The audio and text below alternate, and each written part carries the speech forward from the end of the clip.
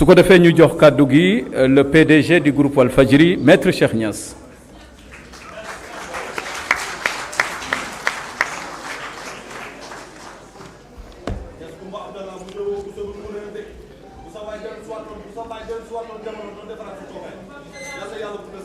asalaamaaleykum wa rahmatullah maa ngi leen di nuyu di leen sant di jiital ci nuyoo bi kilifa diine yi ak kilifa aada yi nekk ci réew mi di jiital tamit ci nuyoo bi kilifa yi nekk ci salle bi ku ci mel ni professeur Amsatou Sow Sidibé ku ci mel ni El Malick sama tata Aïda Mbodj maître Abdoulaye Tine nga xamante ne ci moom la jàngee métier avocat sama tonton monsieur le ministre Mankeur nga xamante ne tey tamit su ma nekkee avocat ginnaaw yàlla moom la ba sama papa dama ko doon wax ne que Mankeur moom mon cœur la léegi président Bougane moom tamit ci famille bi nga bokk sama tonton Habib Sy oustaz Boucar Niang monsieur Fall ku lim Dioum maa ngi nuyu ñëpp ñu fi teew di nuyu ñëpp di sant ñëpp tey nag le 4 décembre mun naa ne mooy bis bu gën a tiis ci sama dund ndaxte mooy bis bi nga xamante ne sunu waajur sunu soppe sunu maître à penser sunu lépp génn na àdduna dëddu na àdduna kon c'est le jour le plus triste waaye 4 décembre bii nii mun naa ne mooy bis bu gën a neex ci sama dund donc le 4 décembre est le jour le plus triste de mon existence mais ce 4 décembre est le plus beau jour de ma vie lu tax ndaxte bisu tey bii nii lañu réaliser mébétu Sidy Lamine Niass bisu tey lañu réaliser bëgg-bëgg yéene Sidy Lamine Niass lan mooy bëgg-bëgg Sidy Lamine Niass maa ngi nuyu Birane Ndour bëgg-bëgg Sidy Lamine Niass nekkul woon nekk borom alal Sidy Lamine Niass bëggul woon nekk président de la République Sidy Lamine Niass bëggul woon sax ñu sàmmal ko liggéeyam donte ku fonkoon Walfadjri la Sidy Lamine Niass bëggul woon sax ñu sàmmal ko njabootam donte ku sonnoon la su njabootam daal di bëggoon ñu vraiment ñu am une bonne formation une bonne éducation waaye Sidy Lamine Niass mun naa ne mébétam ultime moo nekkoon mu nekk boroom xam-xam kuy xalaat kuy bind ndaxte Sidy Lamine Niass dafa teel a comprendre ne que doomu aadama ci kaw suuf ab diir bu gàtt la fiy def waaye lenn dong moo koy jox immortalité lenn dong mooy tax mu am éternité mooy mu bàyyi fi xalaat bu sell mooy mu bàyyi fi xam-xam buy jëriñ aw askanam kon Sidy Lamine Niass ku fonkoon ku xam-xam ñoroon la moo tax ñun ñi ko doon fréquenté mun naa ne fukki at yi jiitu bi muy dëddu àdduna saa yoo ko fekkee rek mooy ci machine am di bind imma en français wala arabe bi mu gënoon maîtriser daa am mag bu baax bu ne woon ñu roog sa jamono moo gën ñu roog sa baay man ma ne l'un n'empêche pas l'autre nit mun na ñu roog jamonoom méngoo ak jamonoom waaye tamit topp yoonu waajuram je pense que tey ñun loolu lañu réussir ndaxte Walfadjri tey mun naa ne méngoo na ak jamonoom ndaxte ñoo ngi ci jamonoy réseaux sociaux jamonoy digital te tey Walfadjri est leader dans le digital te loolu du sondage du wax sa xalaat il suffit nga jël sa téléphone dem YouTube dem Facebook dem TikTok di nga gis ne que programme yépp daanaka Walfadjri lu ñuy gën a seetaan bi nu gisee phénomène ay live tamit ñu jël sunu personnel ku ci nekk di def live chaque jour nga xamante ne ñun tamit mun naa ne bokk na ci ñuy gën a seetaan kon Walfadjri méngoo na ak jamono waaye Walfadjri tamit moo ngi topp tànku Sidy Lamine Niass ndaxte ay fan ci ginnaaw la ñu lancé Walf édition directeur de la radio et de la télévision Moustapha Diop daal di xàlli yoon ak publication wu chemin de traverse ak yeneen journalistes tey ñoo ngi préparé ay livres ci ay semaines yi di ñëw comme ku ci nekk tey di nga incha allah ci fan yi di ñëw di nga fësal benn téere baaxee ko askanu Sénégal kon nag li nu bëgg a wax foofu noonu mooy li Sidy Lamine Niass doon wax Walfadjri Mercedes la du ñaga ñaay moo tax musta nangu jaay journalam 100 francs ba bisum tey nii Walf Quotidien 200 francs lay jar ndaxte le savoir est un privilège le savoir a un coût kon tey nag mun naa ne mooy consécration ultime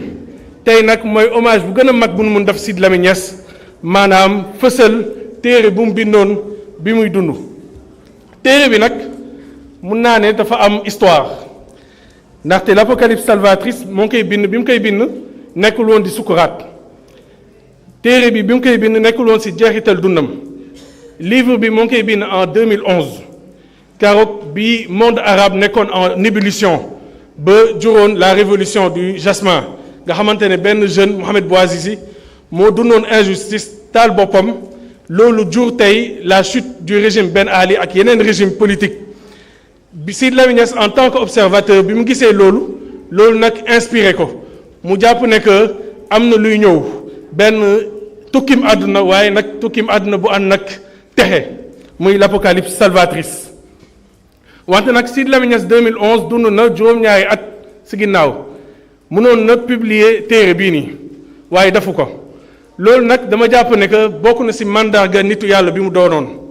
ndaxte nitu yàlla dina bind téere ba jeexal ko waaye nag mu dem ba gis ne que lii nii du pour jamono bi mu maase lii pour beneen époque la pour beneen génération la parce que téere bi li doy waa mooy lire naa ko 2011 lire naa ko 2012 lire naa ko 2013 lire naa ko 2018 bi mu dëddoo àdduna lire naa ko daaw jéeg lire naa ko daaw waaye compréhension bi ma am ren fan yi weesu mun naa ne musuma ko am saa yu bi ma ko liiree ba daaw mu mel ni secret Apocalypse salvatrice tey la soog a feeñ kon du hasard du tey 5e anniversaire wu Sidy Lamine Niass yemoo ak ñuy waaj a fal 5e président de la République ñu ne ñuy dugg ci bës bi déedéet borom moo tànn bësam lii tubaab di wax le livre est venu en son heure ndaxte livre bi képp ku ko lire dina gis ne que sunu jamono lay waxal Sidy Lamine Niass bi mu koy bind 2011 c'était pour les gens de 2023 pour ñun ñii kon nag livre bi livre bu am solo la livre bu ñëw à son heure la livre bi nag comme livre yëpp am na introduction am na développement am na conclusion laata introduction bi am na ay boroom xam-xam yu am solo yu bind daf ci seen contribution ku ci mel ni magam muy sama pape Ahmed Khalifa Niass daf na texte in memoriam daf ay seede yu am solo ci sama pape di ko delloo njukkal moom mii di Ahmed Khalifa Niass su professeur Souleymane Bachir Diagne tamit moo def préface bu am solo ci biir préface bi moo ngi tuddee Sidy Lamine Niass Seyid loolu da lay woon vraiment ànd bu yàgg bi nu nekkoon ñoom ñaar te vraiment mu am affection bu baax ci Sidy Lamine Niass bi ma ko laajee préface bi ci saa si la def texte boobu noonu mu nekk texte bu am solo ci biir livre bi nag bëgg naa liiral leen première ligne livre bi ak tamit su kanamee tuuti ma liiral leen dernière ligne livre bi pour jox leen tuuti parfum wu livre bi pour ngeen xam style bi ak tamit message bi Sidy Lamine Niass joxe askanu Sénégal joxe àdduna bi yépp livre bi moo ngi tàmbalee nii le monde d'aujourd'hui est un monde où le désespoir les errements et la perdition rythment la vie l'homme ne vit que pour manger et satisfaire ses désirs le matériel est devenu un veau d'or qu'on adore les moyens constituent une fin en soi dans ce monde la religion est devenue politique et la politique élevée au rang de religion l'extrémisme et l'intolérance sont devenus banals au point que se répand le terrorisme corrélativement se développe l'obscurantisme qui le sous-tend dans ce monde la religion n'est plus celle connue de nos repères et de nos références elle est devenue une enveloppe sans consistance sonne alors l'heure de l'impératif retour à la case départ au monde des valeurs et au droit chemin aux valeurs sûres que nul ne saurait négliger tel est le cri qui s'élève dans cette vallée du silence avec l'Apocalypse salvatrice qui s'annonce naîtra une voix qui renferme les solutions aux questionnements de l'humanité car avec l'Apocalypse les idoles disparaissent l'équilibre du monde se rétablit et la créature se jette entre les mains du Créateur pendant que l'air se purifie la vie devient agréable et les mythes s'effondrent ainsi l'homme trouve toute sa plénitude et peut alors se tenir debout sur ses deux pieds et voir avec ses deux yeux passage bi ma leen liiral tey Sidy Lamine Niass li muy wax mooy ñoo ngi ci benn jamono nga xamante ne c'est li nu gëm mooy le matérialisme le tout matérialisme dem na ba nekk tey une fin en soi Sidy Lamine Niass nag nekk ne matérialisme baax na waaye am na lu ko gën matérialisme bi nga xamante ne dem nañ ba ne léegi xaalis kenn du ko liggéey kenn du ko lijjanti loolu baaxul régime bi nu nekk muy régime président Macky Sall je pense que li ñuy bàkkoo mooy seen bilan matériel te ñëpp ñu leen compte sax nangu ne que am nañ bilan matériel muy BRT muy TER muy aéroport muy stade donc matérialisme boobu noonu culte du matérialisme Sidy Lamine Niass dafa ne lim pendant bi mooy le rejet wala la négligence de l'immatérialisme immatérialisme nag mooy lan mooy jub mooy baax mooy jikko mooy valeur yi sunu maam bàyyi woon loolu tey Sidy Lamine Niass ne am na solo wala xëy na sax moo ëpp solo matériel comme Sidy Lamine Niass moo ngi bàyyi xel bu baax a baax moo ngi wax tey nii nen fonk immatérialisme ndaxte le matérialisme ne peut pas être la solution le matérialisme ne peut pas être une fin en soi ndaxte ñoo ngi ci benn époque bi nga xamante ne am na benn phénomène muy phénomène des détenus politiques détenu politique mooy lan détenu politique mooy ay nit yu caabi féete seen ginnaaw te nga xamante ne du defuñu benn infraction infamante maanaam du vol du viol du agression du meurtre du blanchiment déedéet dañu leen tëj ndaxte dañu wax seen xalaat dañu leen tëj ndaxte dañu partager publication ci Facebook yenn saa yi sax mën naa ne 90% yi tëj nañ leen te kenn xamul lu tax sax ban motif moo tax ñu tëj leen te loolu c'est très grave Sidy Lamine Niass loolu lay bañ loolu lay dénoncer ci ubbite livre bi mu mel ni nag lii gars yi di faral di wax réew mi comme lido Sidy Lamine Niass ne faaw mu dagg faaw tey nii nit yi ñu fonk liberté ñu fonk ak yelleefu doomu aadama yi fan yi passé amoon naa sama journaliste muy Pape Sané yoon tegoon na loxo ci kawam ndaxte fa bindoon benn hommage en 2021 mu daal di ko republier fan yi passé 2023 procureur ñëw laajte ñu décerner ko mandat de dépôt il a fallu ma solaat sama robe d'avocat dem devant le juge Maham Diallo ne ko lii du dëgg du yoon mënuñu tey fooyee liberté doomu aadama yi mënuñu tey ñëw jàpp ne que lépp mooy matériel di salfaañee l'immatériel kon Sidy Lamine Niass mu mel ni nag si ubbite livre bi loolu lay wax que le matériel n'est pas une fin en soi mag ñu baax yi ñoom Serigne Touba Seydi Hadji Malick Baye Niass bàyyi nu fi bilan matériel li ñu fi bàyyi mooy immatériel li ñu fi bàyyi mooy jub baax résistance digle ni di si li yàlla santaane ak tere li yàlla tere kon mu mel ni nag Sidy Lamine Niass loolu lay wax l'immatériel est important si biir téere bi soxna si faram-fàcce na ko am na ay chapitres lu si mel ni les cavaliers de l'Apocalypse nga xamante ne Sidy Lamine Niass en tant que arabisant joxe na ay personnages yi nga xamante ne jàpp na ne que ils sont annonciateurs de l'apocalypse salvatrice bi muy annoncé ku si mel ni l'ayatollah Khomeini nga xamante ne révolution Walfadjri bi ko inspiré tey entreprise am moo dem ba taxawal la république islamique d'Iran te loolu c'est pas évident ndaxte Sidy Lamine Niass ne les chiites ñoom république islamique gëmuñu ko parce que li ñu gëm mooy l'immaculé imam Mahdi moo war a ñëw indi république islamique mais imam Khomeini dafa théoriser que vacances boobu noonu il faut benn imam bu sell bu koy occuper kon loolu tey moo indi la république islamique d'Iran ñoom Saddam Hussein ñoom Osama Ben Laden nga xamante ne non seulement attaqué woon na le bloc soviétique mu attaqué tamit Amérique mu mel ni nag Sidy Lamine Niass ñaari bloc yooyu noonu daf leen tuddee Yaagoog ak Maagoog yi nekk ci Alxuraan kon livre bi mën naa ne ëmb na lu bëri waaye ci biir téere bi tamit sous-titre bi mooy réplique à Fukuyama et à Huntington Sidy Lamine Niass dafa tontu ay boroom xam-xam contemporain Francis Fukuyama ba ci Nicolas Sarkozy bi ñëwoon fii ni Université Dakar ne l'homme africain n'est pas assez entré dans l'histoire Francis Fukuyama 1989 avec la chute du mur de Berlin nga xamante ne moo symbolisé la chute l'effondrement du bloc soviétique dafa ñëw bind téere tuddee ko la fin de l'histoire the end of history and the last man bi mu bindee téere bi mu ne le monde n'est plus bipolaire le monde est unipolaire que léegi libéralisme mooy law ba faw libéralisme la société yëpp di jël que léegi société yi dañ bàyyi seen us seen coutume daal di adopter naturellement libéralisme bi mu bindee téere bi Samuel Huntington moo ko ñëkk tontu ne ko déedéet idéologie léegi dafa xewi ay marxisme communisme libéralisme loolu yëpp nit yi dañ ko bàyyi lii am mooy choc des civilisations mooy guerre des cultures que islam dinañu sonal ñun Occident mu mel ni nag Samuel Huntington li mu gisoon mooy apocalypse waaye apocalypse bi mu gis mooy une apocalypse destructrice dévastatrice. Sidy Lamine Niass nag tontu leen mu ne Francis Fukuyama libéralisme mënta nekk la solution ultime ndaxte libéralisme tey ñu néew ñooy tekki ñu néew ñooy am mais 90% population bi ñoo ngi ci ay jafe-jafe. Donc il y a un problème de justice sociale,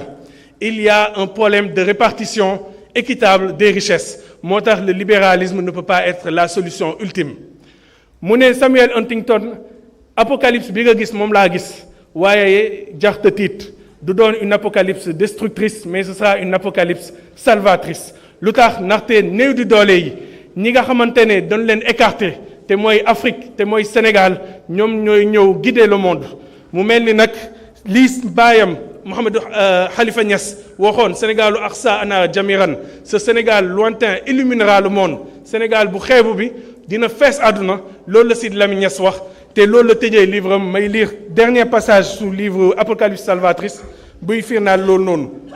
Les Arabes, les Perses, les Turcs, les Kurdes ont connu et connaissent toujours des tensions de toute éventualité de médiation est bloquée.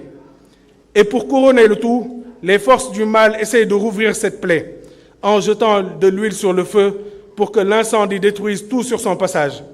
Quant à l'Occident, il fait partie du conflit dans cette partie du monde par son histoire, de par ses prises de position, mais également de par la colonisation et le sionisme qu'il a voulu imposer. De surcroît, il est vu par cette partie du monde comme une exception face au respect des lois et des résolutions de l'ONU. Sur le plan économique, il a joué un rôle important dans le déséquilibre des échanges commerciaux. Il ne peut alors pas se présenter comme un médiateur crédible pour une solution durable,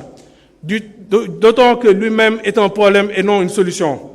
La solution viendra d'un troisième parti qui est de bonne foi et qui peut allier impartialité et partenariat avec toutes les parties en conflit. En un mot, d'un médiateur accepté par tous. Je veux parler du seul perdant face aux différentes catastrophes et conjonctures de cet olivier qui n'est ni de l'Est ni de l'Ouest, souvent oublié lors des grandes prises de position. Qui pourra amener ce jour tant attendu, réaliser ce grand rêve, lever le voile très opaque et faire sortir ce peuple de ses soucis? Là est le nœud du problème et le secret de l'existence. Mu mel ni nag Sidy Lamine Niass li muy wax mooy solution bi c'est l'Afrique, solution bi c'est le Sénégal. Te nag Sidy Lamine Niass du livre bii nii du théorie ba nga ne lii de c'est bien beau. Sidy Lamine Niass, l'histoire lui a donné raison. Ndaxte en 2019-2020 dund nañ une crise sanitaire mondiale muy la crise du Covid. Ay junney nit génn àdduna, économie mondiale bloquée. waaye Occident bi nga xamante ne moo ëpp moyen, Occident bi moo gënoon loru ci crise u coronavirus. Afrique bi nga xamante ne dafa néew doole, Afrique bi nga xamante ne amul ay moyens, amul ay hôpitaux yu baax, daanaka Afrique moo gën a épargné wu ci crise boobu noonu. Kon Sidy Lamine Niass li mu daan wax bu leen xeeb Afrique, bu leen xeeb Sénégal, mu mel ni coronavirus bi Sidy Lamine Niass gisoon na ko en 2011 ne woon na dina am luy ñëw te Afrique mooy wane yoon bi, Afrique mooy wane solution bi. Kon comme ni ko Olof Ñaay di waxee ku la jox añ su la diggee reer nga wax ko gëm. Kon yeneen crise yi di ñëw tamit Sidy Lamine Niass ne Sénégal dina wan yoon bi, Sénégal dina wan ne que la solution fii lay jógee. Fii nii Sénégal nga xamante ne mooy les opprimés, les déshérités, les laissés pour compte. Si biir livre bi Sidy Lamine Niass ñëwaat na si l'histoire universelle maanaam fii histoire tàmbali si l'islam histoire moo ngi tàmbali si jamono bi nga xamante ne Iblis, malaaka ak sunu maam Adama ñoo ngi coexister. Yàlla décidé ne day nommer benn président de la République, day nommer benn xalifa. Bi mu defee loolu Iblis jàpp ne que moom mooy le favori ndaxte moom la ñu bindee ci safara, moom mooy le noble, moom moo am 10 millions de parrainage, moom moo déposé caution am. Bi mu defee loolu malaaka yi tamit jàpp ne que kenn demul ñu des, ñoom tamit am nañ ay argument. Waaye contre toute attente, à la surprise générale,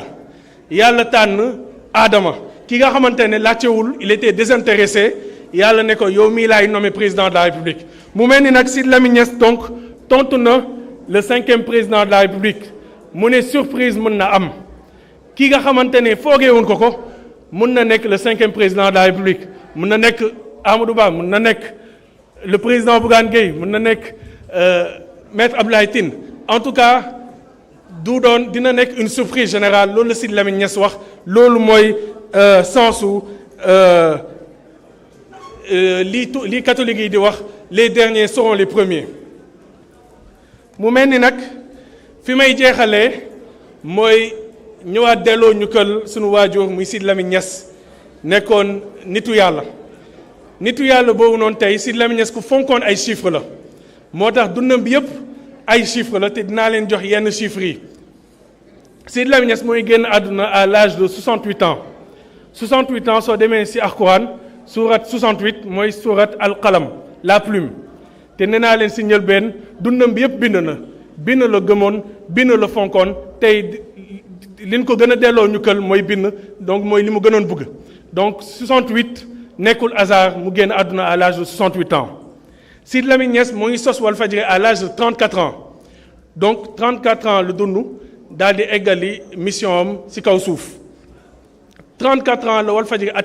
attaqué te ren Walfadjri bi ndaxte 34 ans laa am ren mu mel ni hasard amul